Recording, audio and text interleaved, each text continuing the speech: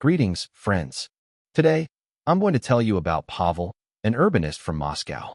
He was a man who sincerely believed that the future belongs to public transportation. The Moscow metro, with its palace-like architecture and split-second precision, was a symbol of civilization for him. And so this apostle of trams and electric buses, invited to a sustainable development conference, arrives in Phoenix, Arizona. He walks out of the airport, confident he'll now hop on a high-speed train to the city center, but all he sees in front of him are endless six-lane highways and sun-scorched asphalt. At that moment, it's not just a business trip that begins for Pavel. It's his own personal hell, one that will force him to completely reconsider his views on freedom, comfort, and the very essence of human mobility. And believe me, what he comes to understand behind the wheel of a rented pickup truck is a revelation that changes everything. To understand the full depth of his delusions, you have to imagine Pavel's world. A world where the personal car is the enemy. In Moscow, he expertly navigated the city without owning a car. In the morning, a descent into the cool, marble-humming world of the metro, where everyone is equal, the student, the manager, the retiree. During the day, a ride in a dedicated bus lane, arriving precisely on schedule. In the evening, car sharing, if he needed to stop by a store. This system seemed perfect to him. It was eco-friendly, fast, and socially just. He despised drivers, considering them selfish people who create traffic jams and pollute the air. He flew to America with a sense of slight superiority, ready to lecture on how to build cities for people, not for cars. He had no idea that his elegant theory was about to shatter against the harsh American reality. The first few days in Phoenix were a nightmare for Pavel. He tried to live by his own rules. It turned out the bus to his hotel ran once an hour. The bus stop wasn't a comfortable shelter, but a lone pole in the middle of a sun-scorched wasteland, with no hint of shade. He decided to walk to the nearest supermarket, which, according to the map, was only 2 miles away. He walked along the shoulder of a roaring highway because sidewalks weren't everywhere here. After 15 minutes in the 104-degree heat, he was on the verge of heat stroke, having never reached his destination. He was trapped. Without a car, he was completely isolated in his hotel. Every trip beyond the hotel grounds turned into an expensive taxi ride. The city that was supposed to serve him had become a hostile, impregnable fortress.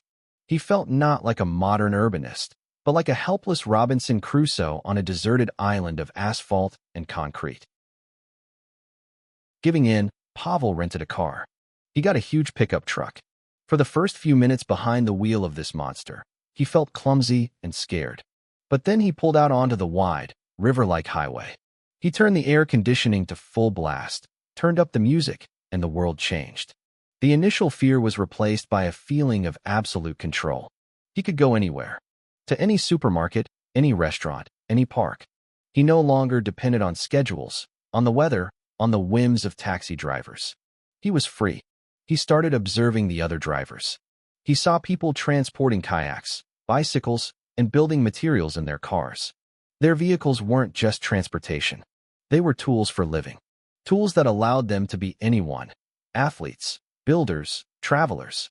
His Moscow system, for all its efficiency, only ever allowed him to be a passenger. The final epiphany came when, on a sudden impulse, he drove out into the Sonoran Desert at sunset, beyond the city limits. He turned off the highway onto a dirt road, stopped his pickup on a hill, and killed the engine.